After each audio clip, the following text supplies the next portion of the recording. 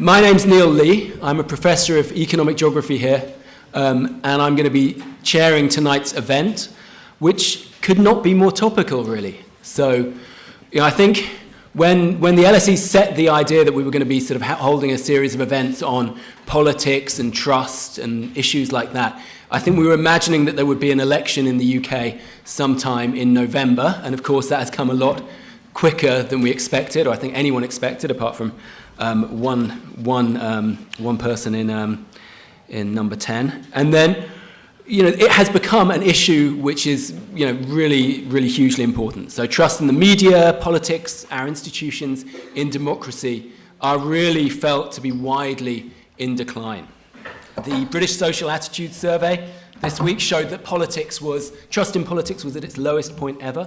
And I don't think this is just a British phenomenon. I think this is something which is happening across the world. And as the LSE is an international place, and hopefully many of the debates we will be having tonight will also be relevant elsewhere. So tonight we're going to be asking the question, does this decline in trust, does it matter? What caused it? And what can we do about it? There's a slight change of plan. Laura Gilbert from number 10, in an unusual example of sort of standards in public life, has said that she can't be here this afternoon because of the election. So many apologies about that. But we do have three fantastic panelists with us today. So on my left, you're right, we have Charlie Beckett, Professor of Practice at the LSE. Charlie's a very well-known, almost famous LSE figure, founding director of Panelist, one of the LSE's most successful media, the LSE's media think tank and a sort of very important part of the school. On my right, we have Ros Taylor, journalist, contributing editor to Podmasters, podcast Oh God, What Now?, The Bunker, Jam Tomorrow, all of these podcasts which I'd strongly recommend, but we're also here to plug her excellent book, The Future of Trust. So looking forward to hearing a little bit about that. And we're also here to plug another book by Rafael Behr, on my right, leader writer from The Guardian, and his book, Politics, A Survivor's Guide, is also a wonderful piece of work, which I'm looking forward to hearing a little bit about today. I will ask the panelists to hopefully disagree with each other a little bit tonight, and maybe say a few controversial things to try and get the debate going. A few points of admin before we start. First of all, I need to say that the fire exits are clearly marked, so hopefully that's no problem. I disagree. Yeah. Starting as we mean to go on, I hope. Please can you put your phones on silent mode, but you are allowed or encouraged to tweet using the hashtag LSE Festival. It's a hybrid event, so please be aware that it is recorded. This is the way that we're going to work it with the sort of running order. We don't have too long, so the panelists are going to give some opening statements. I'm going to go Ros, Rafael, and then Charlie. Then they will be asked to sort of disagree with each other politely a little bit.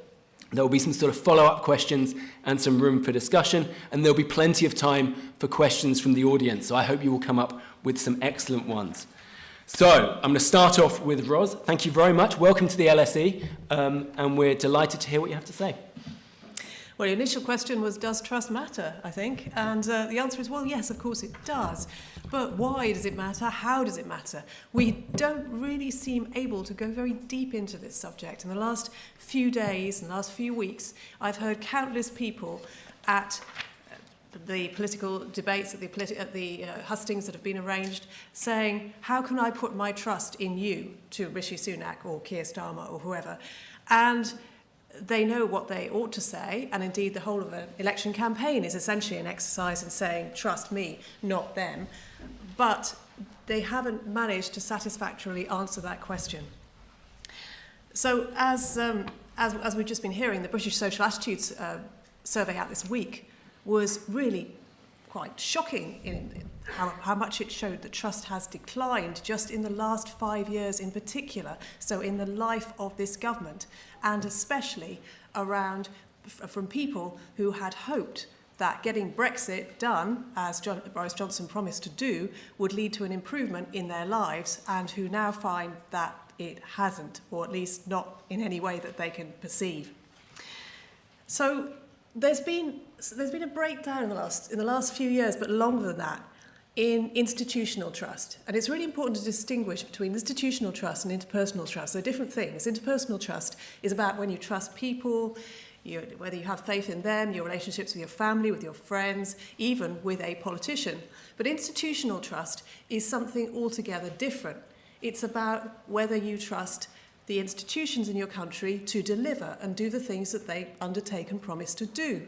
That can be anything from the NHS to HMRC to formally the EU, which we decided we didn't trust anymore, and so we left. It's very difficult to trust complex institutions because they're very hard to understand. And the more mature our society gets, the more mature our democracy gets, the more complex our relationships with the state and with each other become, which they have become more and more so in the last 100 years in particular, the harder it is to know whether you can truly trust an institution. You have to depend on other people's interpretation of what's going on around it. Of course, you have interactions with it. You'll know whether you trust the NHS or whether you trust a particular public body or the courts based on your experience. But for the most part, it's about how much you have to depend on other people's assessment of whether it's working or not. And especially, you have to depend on other people to try and fix it for you. And that's why it's so important to elect the right person in a democracy with whom you can trust these institutions. And that's why people keep asking, can I trust you with the NHS? So the stakes are incredibly high at this election. They're always high, but they're higher than ever because of the plight that our institutions are in, and arguably the way that many politicians in power have tried to systematically undermine those institutions in the last decade or so, whether that was the EU, whether it was the courts, whether it was judges. These things have come under attack. And that's one of the reasons why we have lost faith in institutions. And the great danger in a democracy is when that happens and you don't have that faith, where do you turn? Do you turn to a charismatic individual who you think can sort it all out, can cut through the swamp, the difficulty, somehow enable stuff to work? And we've seen that happen in the US with Donald Trump, and we may well see it again. But of course, the business of these people is to undermine trust in public institutions, because the more that they do that, the more likely they are to get elected. So trust, it's interesting, it's not always a positive thing. Trust in institutions is, I think, a positive thing. But trust in individuals, too much trust in individuals, can be very, very dangerous. It's simultaneously essential in order to elect anyone and have confidence that they can do something, but it can also be one of the most dangerous things if you put your trust in an individual rather than in the institutions that enable society to work. Wonderful. Thank you very much for that great sort of opening. Rafael.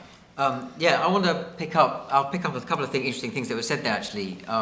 Mostly, unfortunately, I do tend to agree with Ros, but there are some distinctions that I think are worth drawing out. One thing, definitely don't dispute the fact that trust has collapsed. The evidence shows that quite clearly. But I'm quite interested in trying to disentangle a little bit how much is trust in institutions and how much is actually a residue of deference to institutions and a deep sort of culture of assuming we can trust an establishment institutions, within which, if that has collapsed, an element of skepticism is obviously actually quite healthy and important for a democracy. And certainly those of us, and I'm not going to use a first-person plural, those of me, I'll use a first-person singular, who were sort of relatively comfortable with what was a broad centre, liberal globalisation consensus that sort of had its baroque peak in the late 90s, early noughties, and then started to unravel after the financial crisis.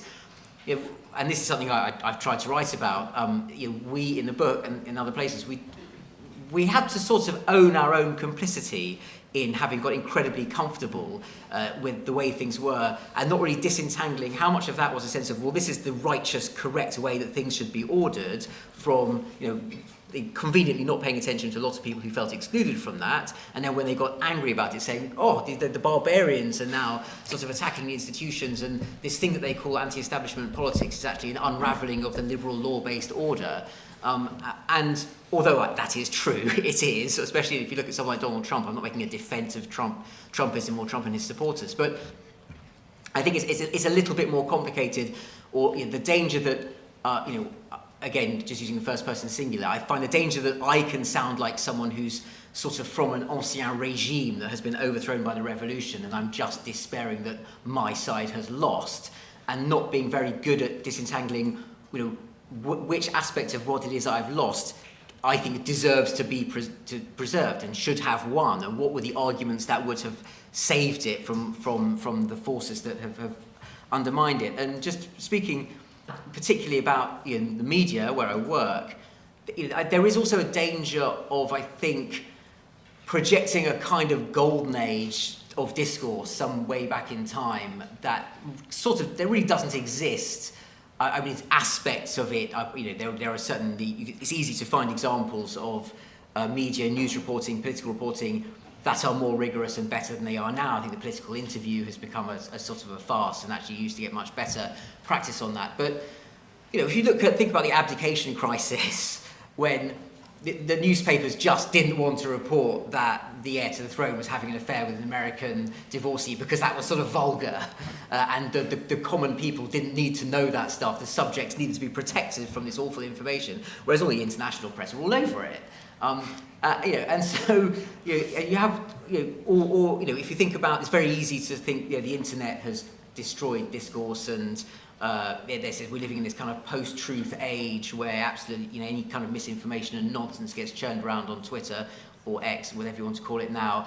And previously we had parameters and a safe platform on which there was an agreed basis of fact, and that was a much healthier situation. And I'm perfectly capable of constructing that in my mind as a situation we had.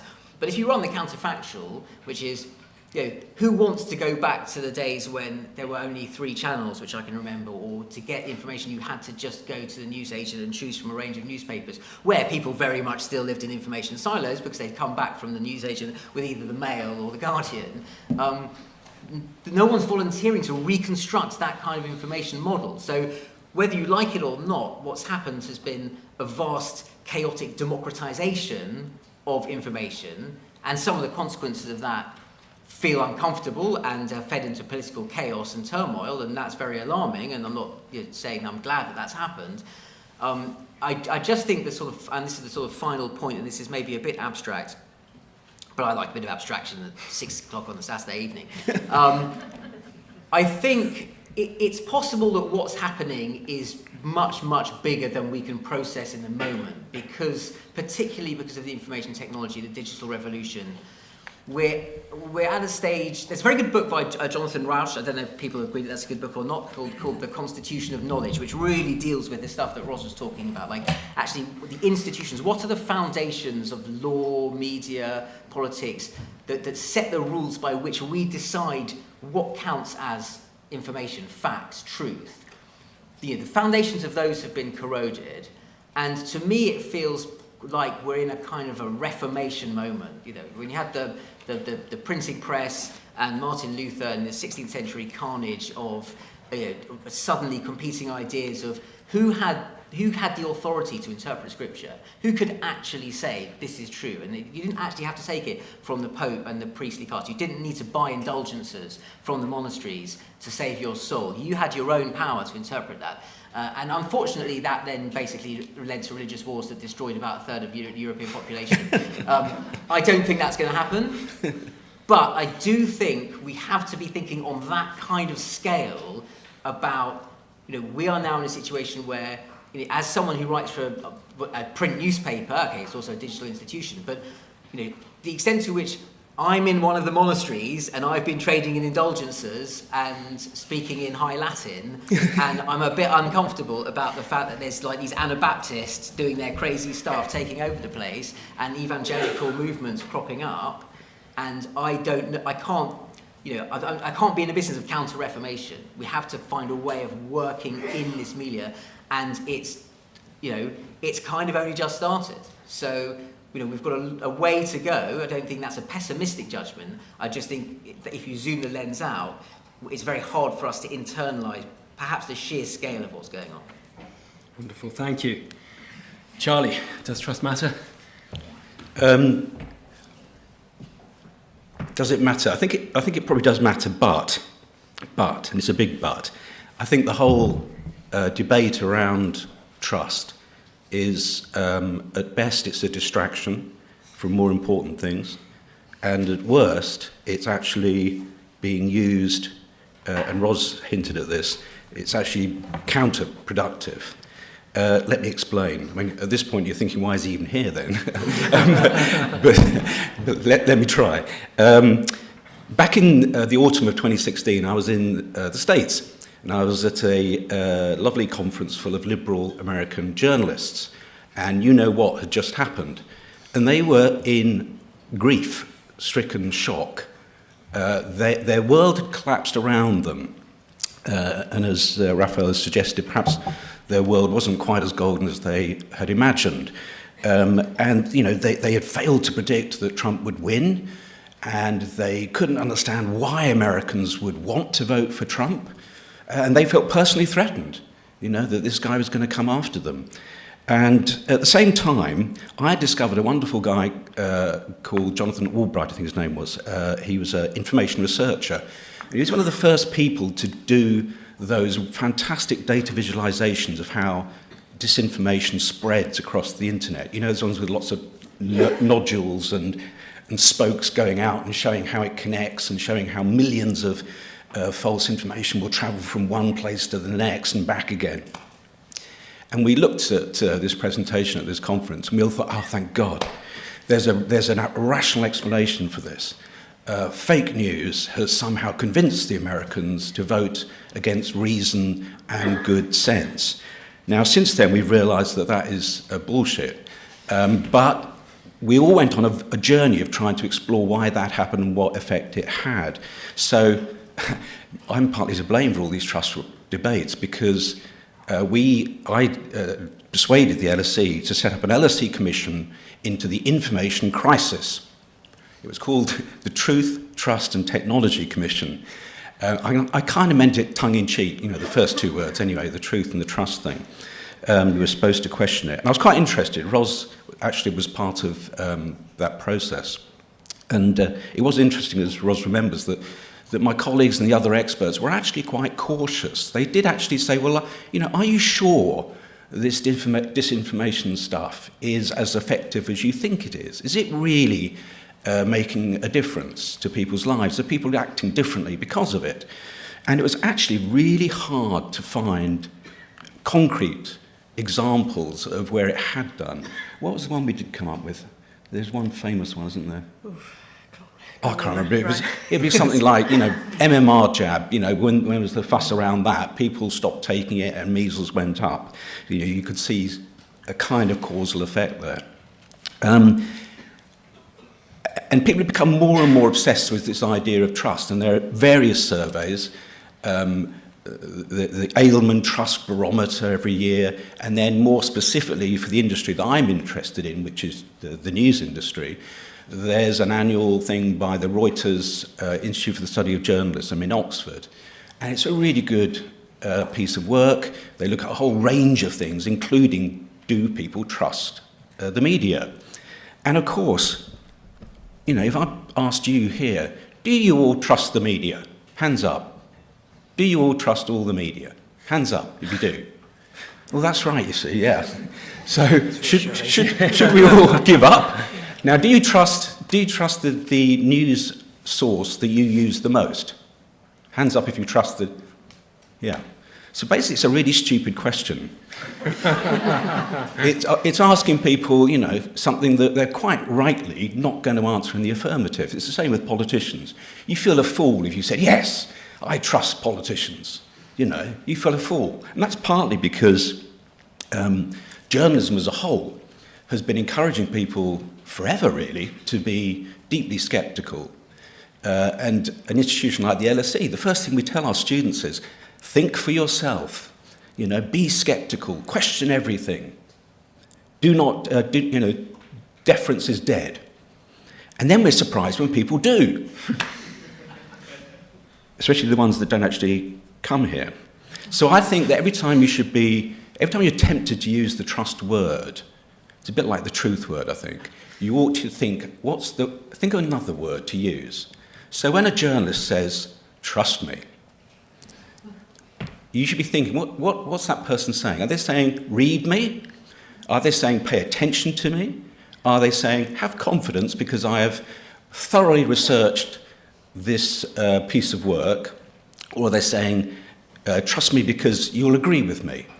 We share the same worldview. Or just, as I say, trust me, please give me your money.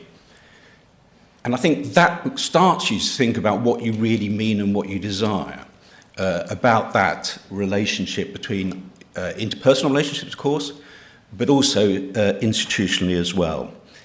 And I think that really does matter, because we've seen some really good reasons for people not to have confidence, for example, in the UK, in the States. I mean, the post office scandal, the poisoned blood scandal, the financial crash, the PPA scandals. If you're a conspiracy theorist, you wouldn't make these up. So it's actually quite realistic, I think, for people to take an untrusting approach to people in authority. Of course, I'm sure we're going to come and talk about this. We can then talk about what is it to be trustworthy. Great, thank you. So my next question was about, how can trust be restored? But I'm actually not totally sure if this is the right question to ask, because Ros sort of suggested we might have had too much trust at some point. Rafael talked about deference, a sort of imagined golden age of deference, whereas that wasn't necessarily the thing. And Charlie talked about trust as being a distraction. So I'm going to change my second question slightly and just ask you for quick reflections on, do we need to worry about this sort of lack of trust, and what should we do in either way if we what should be the sort of next steps on trust now anyway? So Ros, get quick reflections on that. Yeah, clearly scepticism and healthy scepticism is absolutely vital. It's vital to academic endeavour. However, there is a danger that we go a little bit, I think, too far down the academic rabbit hole when we're thinking too about trust. And we think about trust in terms of how much we trust the media. And then the scepticism is absolutely and always justified. Albeit, I could and probably will talk for a little bit about BBC later on, but which I think is a slightly different case. But there are many areas of life where trust is still absolutely vital. Now, I had a conversation with my consultant. I've got MS, and I had a consultation with my consultant this week, and he rang me up and he talked about a drug that I might be taking. And it was absolutely vital that I trust this guy. This stuff is incredibly important to me, and whether I trust him is incredibly important to me. The same applies in a wider sense in things like the courts and the justice system, which have been systematically run down in this country and attacked, not just from the point of view of criticising judges and criticising the integrity of criticising certain aspects of the law, which has very much been part of the toolkit of politics in the last few years, but also defunding them so that they cannot function properly. And while we may have quite rarefied debates about the importance of the Human Rights Act and whether the importance of human rights legislation, we perhaps don't pay enough attention in our society to whether people can trust the more everyday aspects of criminal justice system. Things like the single justice procedure, which you may or not know about, but which is quite frankly a travesty of justice. The way in which you have to wait 3-4 years to get a rape trial.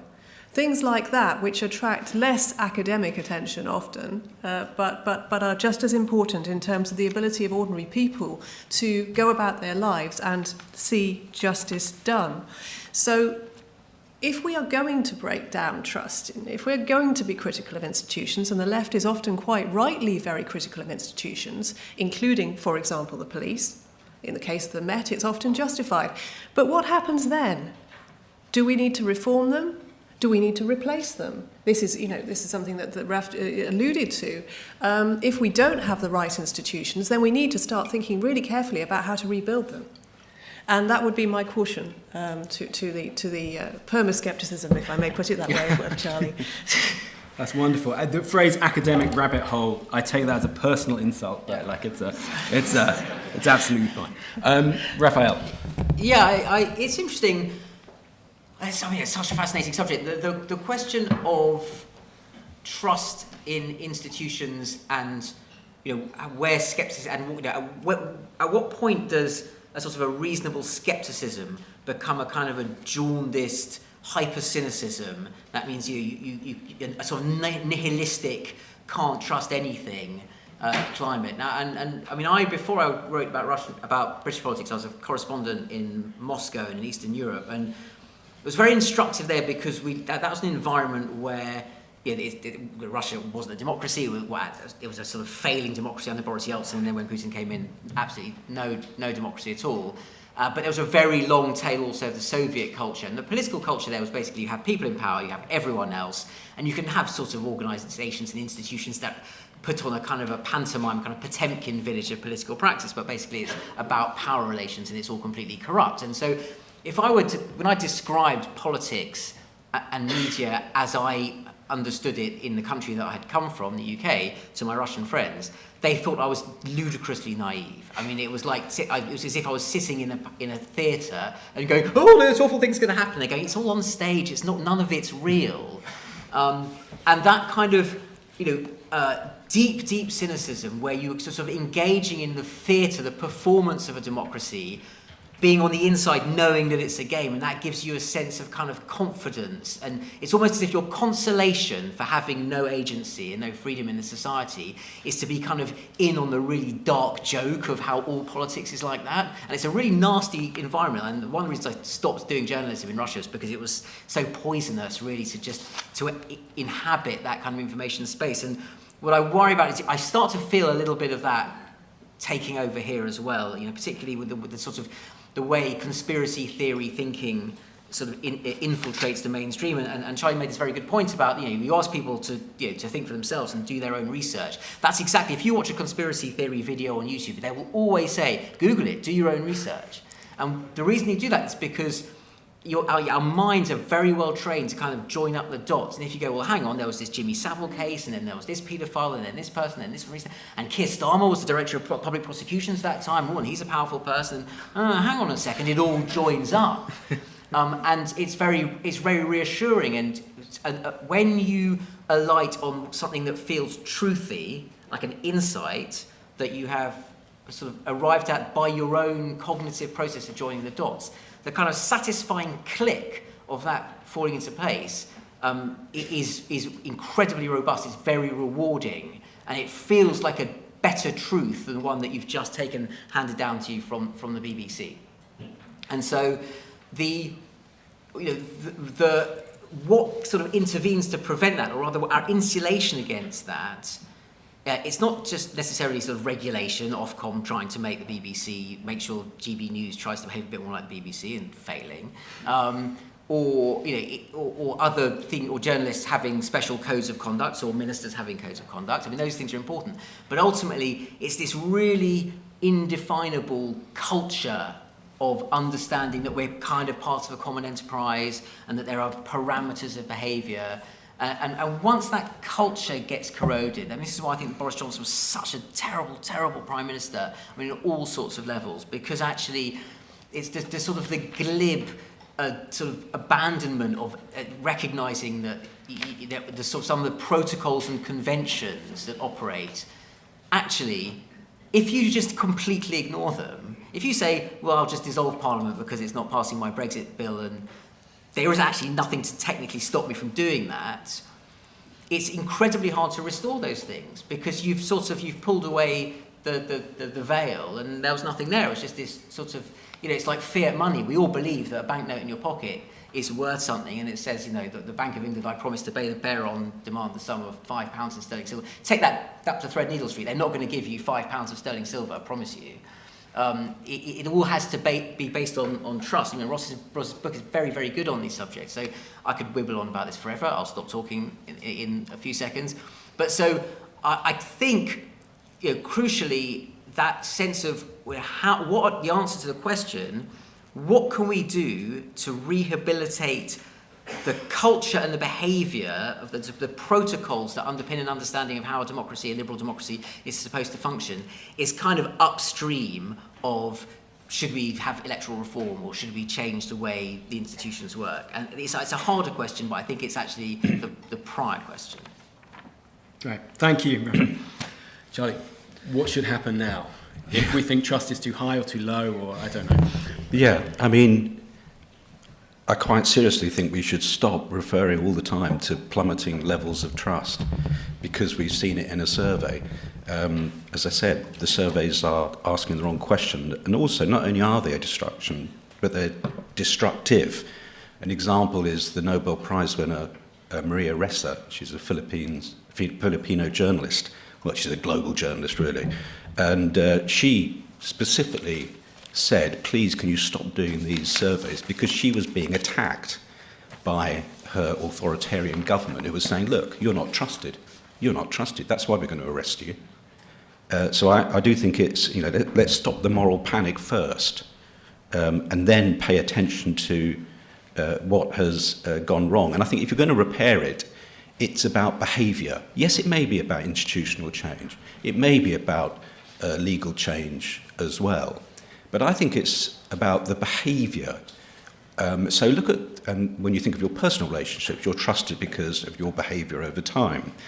And this is the same with something like the health service. We all love the health service, apparently, and yet I don't think people do trust it to the same degree in the sense that they don't have the outcomes. I mean, you trust your consultant, certainly, but overall people don't have the confidence that they'll get the treatment they need.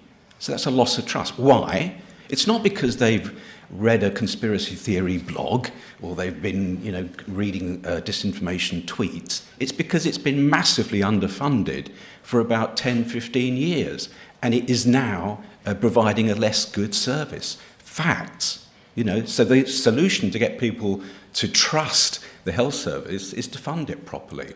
And I would say the same around journalism. There was a spate of books by, I think, including one of your former colleagues, actually James as well, James Ball and Matthew Dancona, and the lovely guy who presents the PM programme. David Aronovich? No, the PM programme, The Economist. Anyway, that's it, thank you. God, my brain's going. And all of them had variations of post-truth as their titles. Again, as Rafael was implying there was somehow a truth, an age of truth before, and it had all gone wrong. And I think that was a kind of intellectual hand-wringing. If journalism, for example, is not trusted, it's often for very good reasons, like, phone hacking, things like that.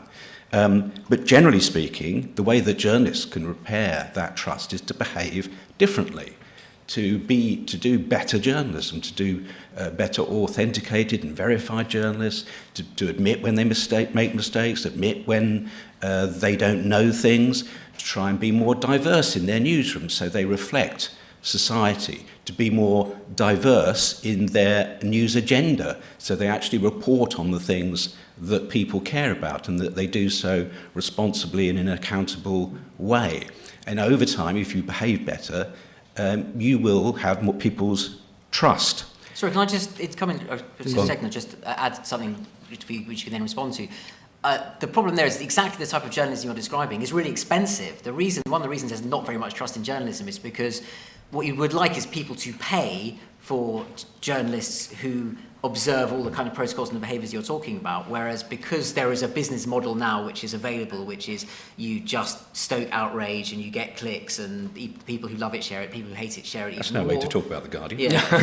Then that means that there is actually a vast array of what now people understand to be journalism, which just has already now been incubated in the world that doesn't resemble what you've just described. No, and I was about to agree with you in the sense that I was about to say that actually one of the reasons why I'm not a sort of rampant cynic as opposed to a skeptic is because actually there's a lot of trust in the world, even for journalism.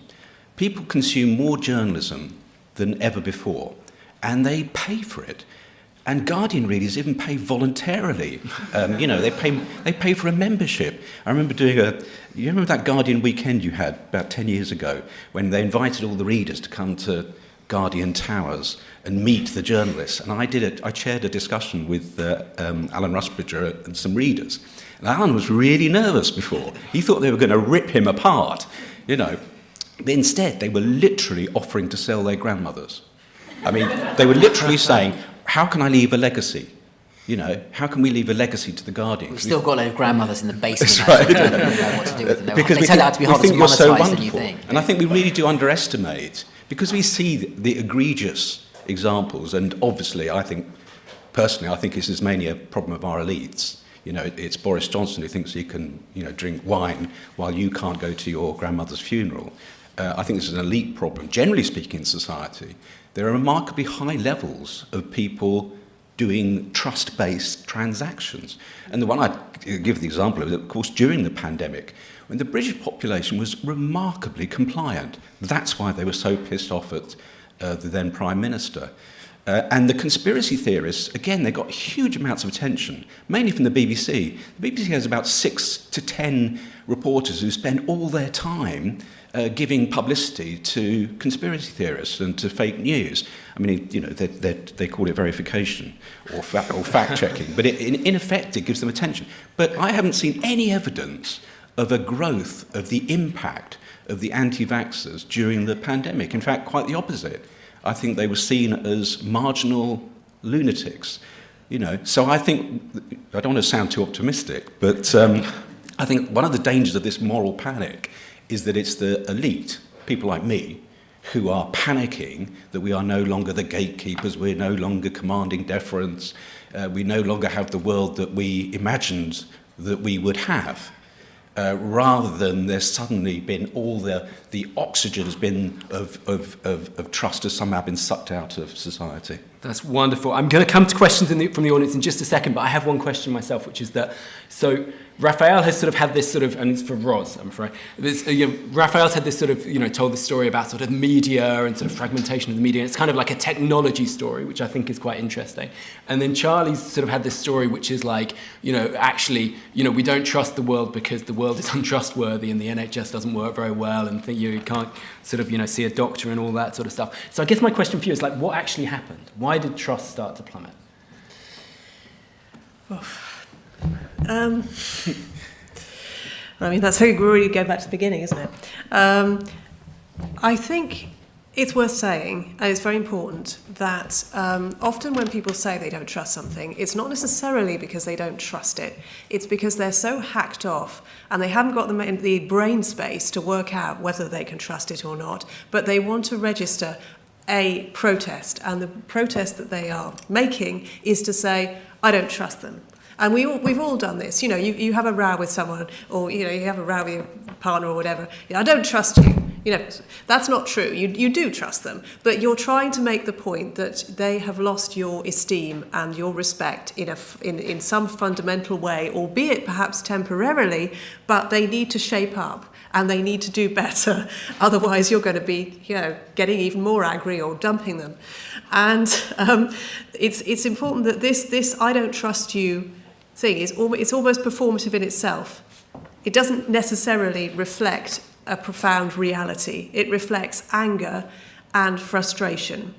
So that's important to say. It's also defiant in its saying, I'm not going to get fooled again. You're not going to take me for an idiot twice. So there's that element of it in there as well, psychologically.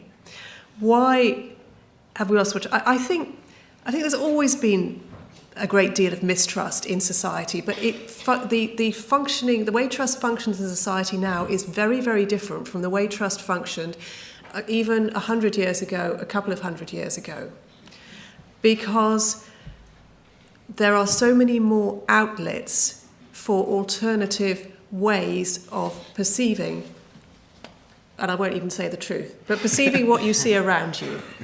And the vaccine issue during COVID was an example of this. Yes, the number of people who did refuse vaccines was, relatively speaking, quite small. However, in America, I think it was a bit of a different story, wasn't it? And you have to ask yourself, why was it different in America from here? Why were people angrier? Why were people more inclined to distrust doctors?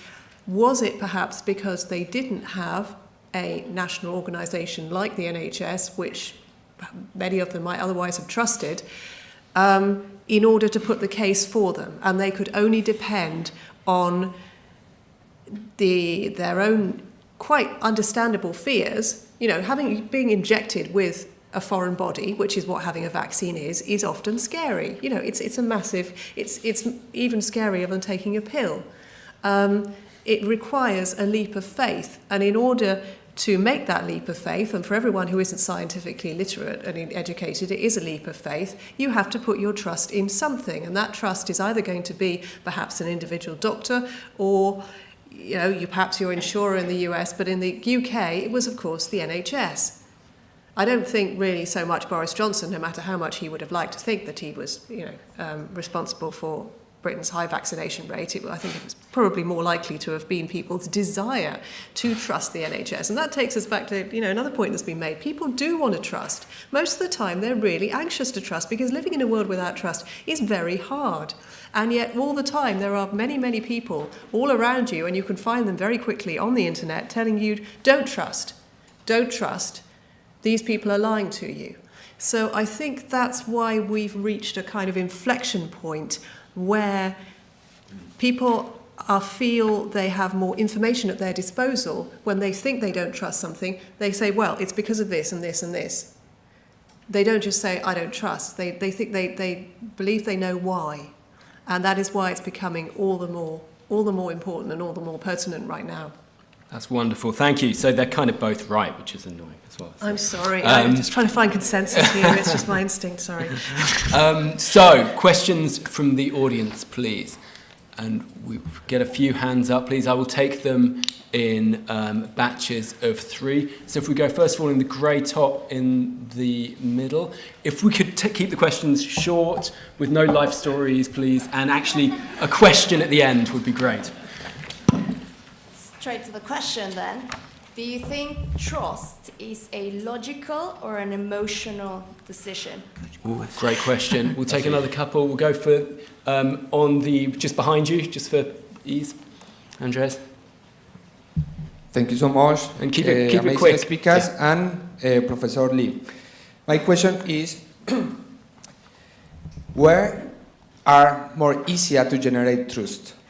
In totalitarian system or democratic system, and what is the pros and cons of each trust? Thank you.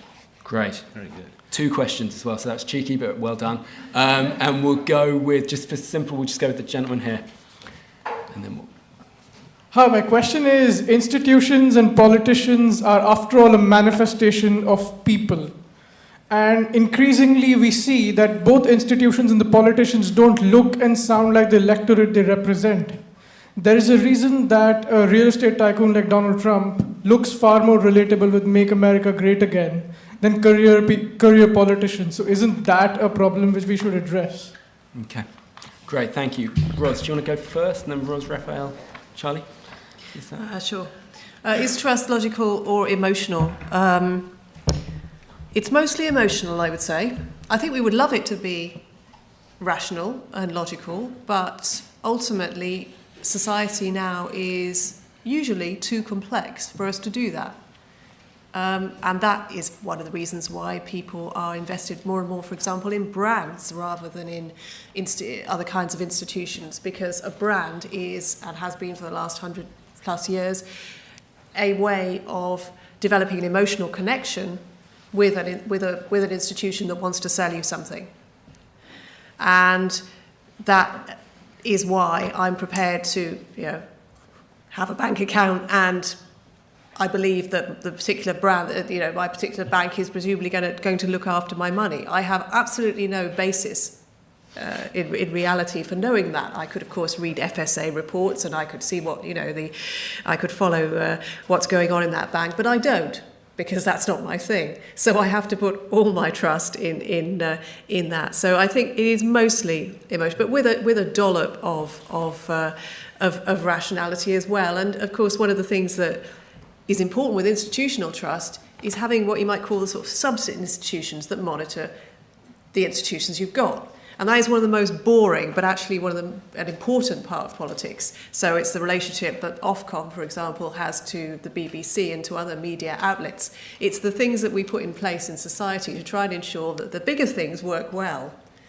And again, if you undermine trust in those as well, then it gets even more complicated and difficult to do. I'll shut up now so that people can answer the other questions. I'd say something on that point, because I think there's a way of combining them.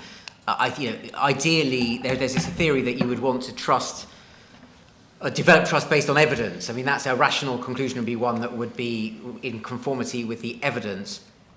And I think something that we haven't actually a word we haven't used yet, but is incredibly important in relation to politics, is faith.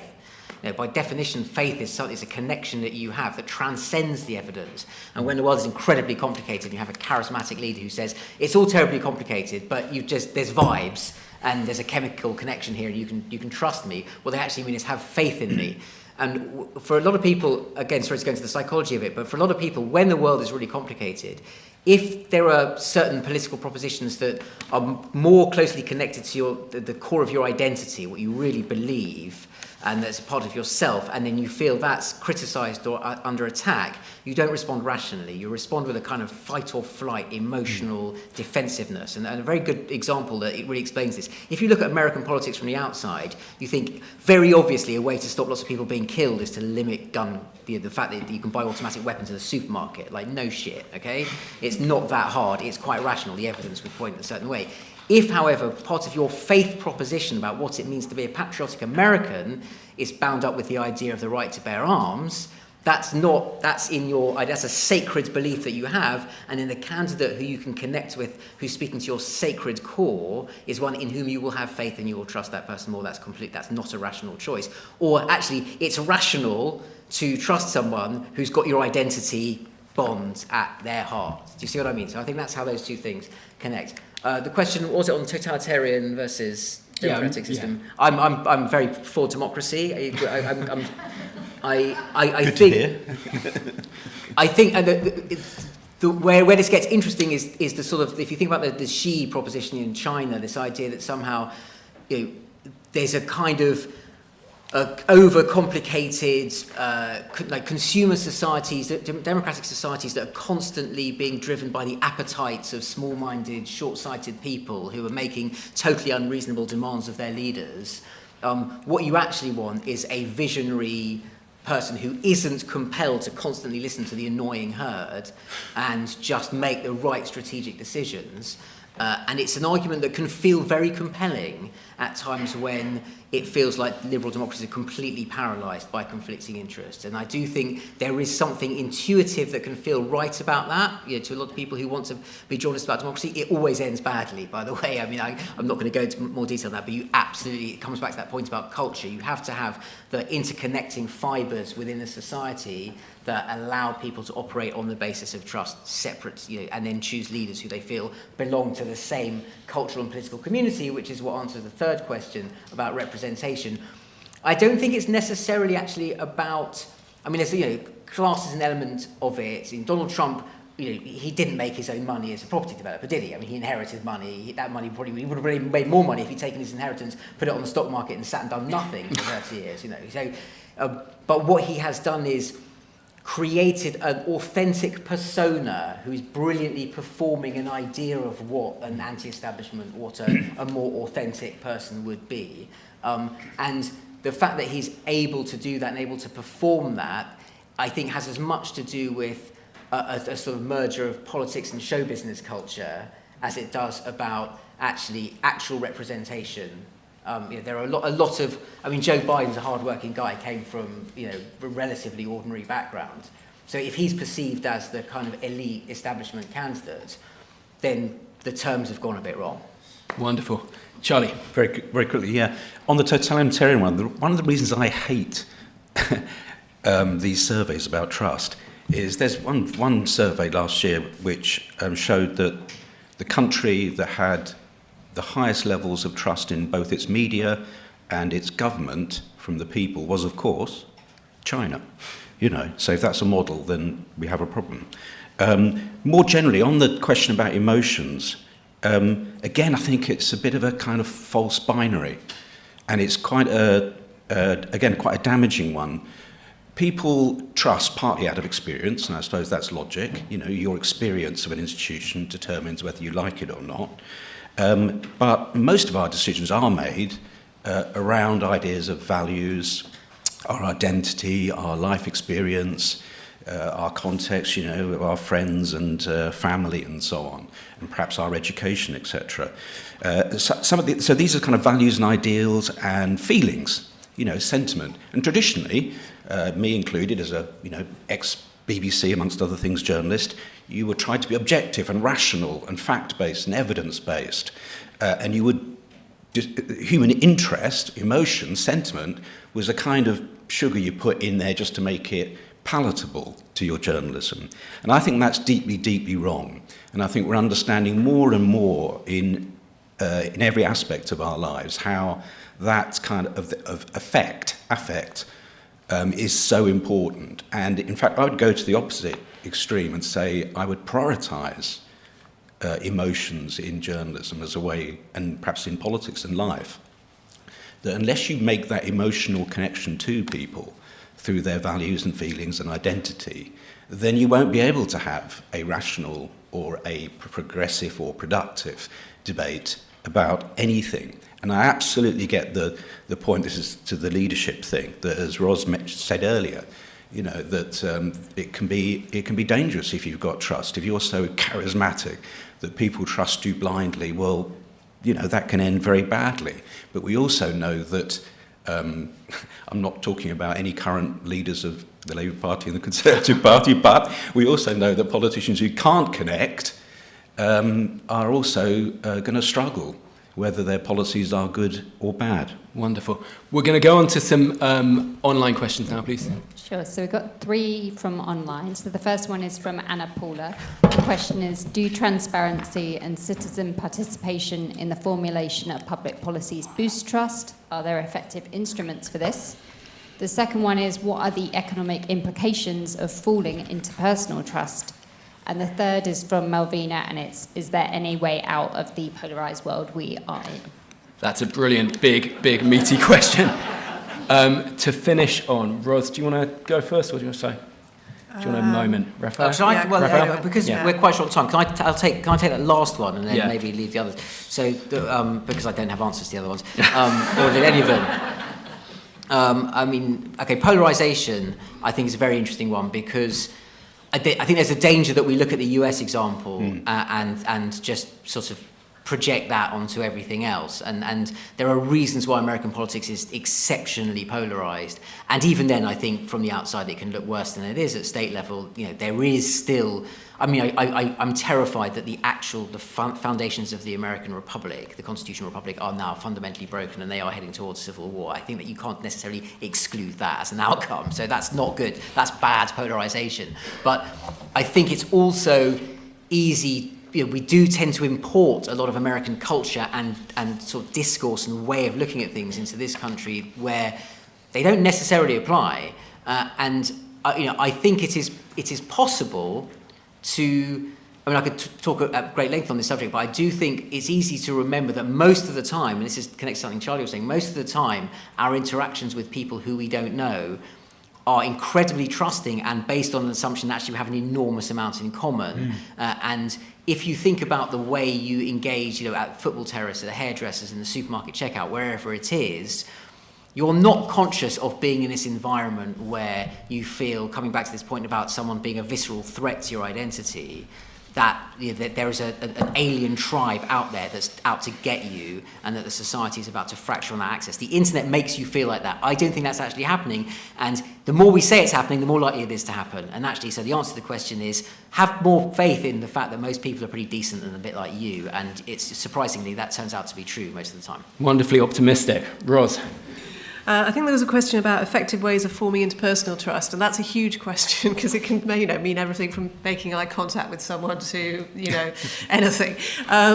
One for behavioural sciences, perhaps. But I think it's perhaps most interesting in the context of political trust, and especially these few weeks as we've got an election coming up. What can you do as an individual who wants to get elected, wants to be trusted, to try to build a connection with the electorate without promising them things that you can't deliver, which is perhaps the question at the moment, and one that Keir Starmer in particular is grappling with. How do you actually do that? And ultimately, democracy isn't about electing an individual to sort stuff out. It means democracy is putting our trust in institutions that can identify the right person to do the job and enable people with talent, good politicians, to rise to the top and to be able to do the jobs that we want them to do and to be able to do them effectively. And they can only actually do them effectively if all the other levers and operations of state and of institutions function. And to pretend that you can cut through and you don't need those institutions is the opposite of democracy. That is fundamentally, dictatorship, and that's what you're beginning to see happen. You point at me when you say that. Sorry, I'm just waving my hands. I'm not pointing. Sorry, I wave my hands around too much. Sorry. You're saying that, with someone like Javier Milei in Argentina and many others who think that the populist playbook is to cut through and say we don't need this stuff. Actually, we do need this stuff. And so when you're making your pitch to the electorate as a politician trying to build interpersonal trust, you might think that you want to say believe in me, but actually the important thing is to say don't believe in me, believe in the institutions that I'm going to uphold, believe in the things that I am going to make sure can continue. It's my ability to do that you need to believe in. But that's a complicated message, as Mr. Starmer is finding. Fantastic. Chai, a few final Yeah, thoughts. just a couple of thoughts. Firstly, on the participation thing, I think it's really interesting. I think the citizen panels things are really interesting. I don't think they're going to, I don't think you can scale them enough, but they're really interesting.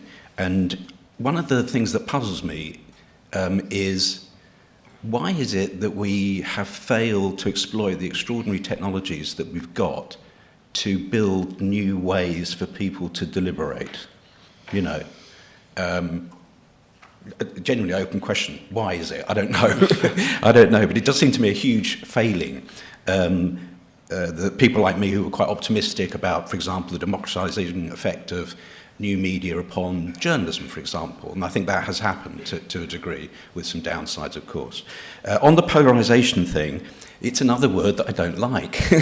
I really don't think you should use the word polarization. It's always used as pejorative, mainly with America in mind. America has been polarized for 200 years at least, with painful consequences. We shouldn't be quite so surprised.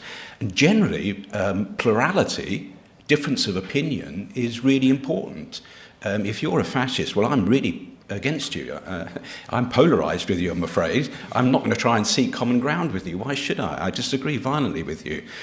So I think in that sense, again, we should be looking for different words from polarisation. Also, especially thinking globally. There's a lot of places where people would love to be able to express another opinion, be a bit more plural and a bit more polarised and a bit more conflictual. So, yeah, it's another word for the bin for me. We didn't do on the economic thing. I think it's probably worth saying, it clearly a thriving, diverse economy really relies on all kinds of levels of trust. But in the short term, a low trust economy you probably had security companies will thrive. One of the things you could argue, just as final thought, which is that if we were always trusting in existing political settlements, we would never have given women the vote. We would never have had proper democracy. We would never have built the welfare state, because because the status quo said we don't need to do that. Those things you're polarising us with these, clever new difficult ideas. So in that sense, I think if you think of trust as deference, which I'm sure you don't, but if you think of trust as a status quo, then it's actually a harmful thing. Wonderful. So it's a great way to finish on this note that maybe a little bit of distrust can be a good thing. So this is, there is another event in this room in half an hour on the power of data. So I would urge you all to stay around and go to that. Half an hour is just enough time to buy Ros's book, which is for sale outside. It's very good. And then she can sort of sign it as well. Thank you all for coming to this event. And most of all, thank you so much to our fantastic speakers.